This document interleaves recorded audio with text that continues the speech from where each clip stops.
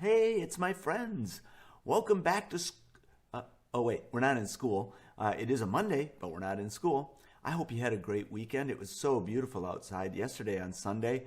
I spoke at a church, and of course it was online, so you can access that if you want. I'll put that in the notes. Also did some yard work, took a big limb out of one of our crabapple trees just to chop it up because it was kind of dying. And then we ate outside and had a campfire. So I hope that it was really nice at your place as well and that you enjoyed this weekend. This week in Bellevue inSPIREd, we're going to talk about emotional intelligence and how we develop our emotional understanding. And we're going to do this because when we're trapped together for this long, we're actually going through emotional development for a prolonged period of time all together in our families. This is especially going to be for parents, but kids, I think it's also important that you understand a little bit about your emotions and where they came from and maybe some of the questions you have about the emotions you're experiencing. When we talk about emotional intelligence, we're really talking, here's a very simple definition. We're talking about understanding and managing our own emotions and our reactions to other people's emotions so that they don't become an obstacle to us being successful in the things that we want to be successful about. Today we're going to talk about the very early part of emotional development. And I always draw a picture with this, and so I have a picture at the end. I'll talk about it, and I might even throw it up in the video as we're going along. But this is my question for you. Emotional development, of course, starts, the day you're born, maybe even before that. But I have this question, and I've asked it to kids. If you've been a part of my groups, you've heard me talk about this. What does every little baby need the moment that they're born?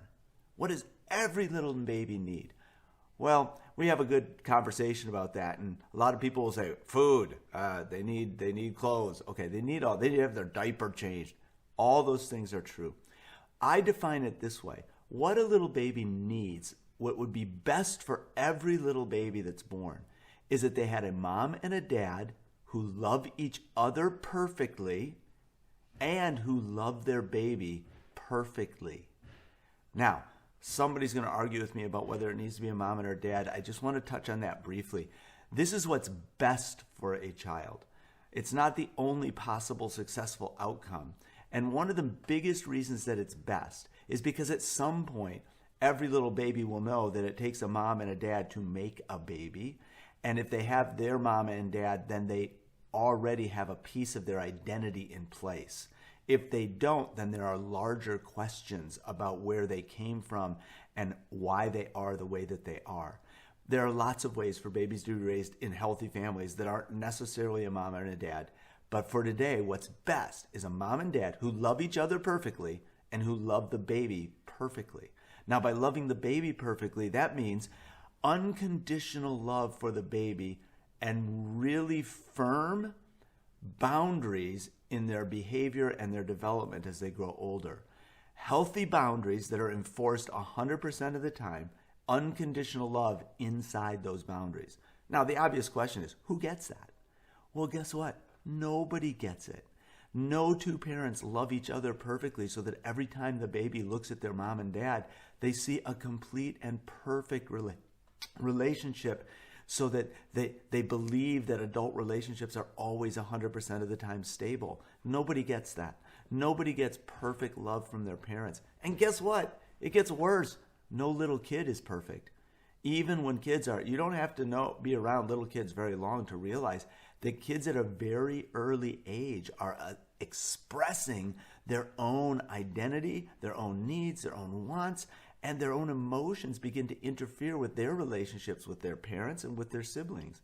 Nobody gets perfect parents. Nobody's a perfect kid. You didn't get perfect parents. You're not a perfect parent. You weren't a perfect kid. Your kids aren't perfect. In this, we need to, as adults, have a lot of grace and mercy and understanding for our kids and for ourselves. Now, as kids are developing birth through 3, a lot of their emotional development is taking place, but not a lot of intellectual memories that you can hold on to. So if you think back to your own earliest memories if you are an older child or if you are an adult, you probably don't have very many memories before age 3. You might have little snapshot memories. You remember a certain thing, but it's probably associated more with an emotion that you feel in association with that picture than an actual memory where you could tell the whole story. And that's because from birth to 3, a lot of your emotional development is taking place, but you're not necessarily able to code the memories that you have with language and with memories that you can pull back out. And yet you know that every 2 and 3-year-old is full of emotions. So what does every little 2 and 3-year-old, every preschooler need? Well, what they need is those firm boundaries that say it's okay even when you're losing your emotional control. What happens if kids don't get those things, and nobody does, is that even at a very young age, they experience insecurity because their environment, their parents, themselves are not predictable and secure. And when you are insecure, you begin to experience these emotions, some sadness, some madness. You get angry. You get scared because you don't know what's going to happen next. You have anxiety. And you also, even at a very early age, begin to experience a little bit of guilt. Maybe this is about me.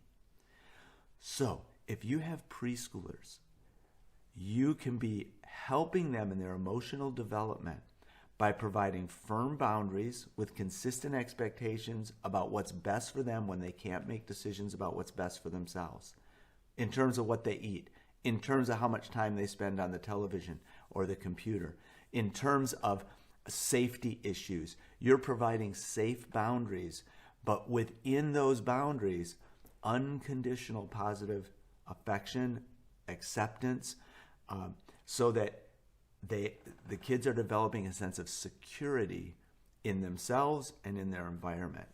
That can be hard to do during the quarantine because there's so much going on. But if you want to know how to help build emotional intelligence and emotional skills in your preschooler, it comes down to that. Now, you may need some techniques for some specific things that you're doing and having with your preschooler.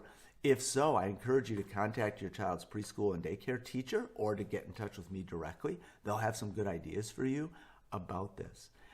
There's a lot of things going on intellectually as well, but this week we're talking about emotional intelligence and emotional development. So that's a little peek into the world of preschoolers. And I'm going to show you this picture. I'll put that in there in the video so you'll have seen it. If you have questions about that, let me know. Tomorrow we're going to move into what happens when you hit that 4 to 5 and into the elementary years, because all of a sudden the intellectual brain starts kicking in and you have to do something with those emotions. And we'll talk about that a little bit tomorrow. Have a great day, and we'll see you on Tuesday.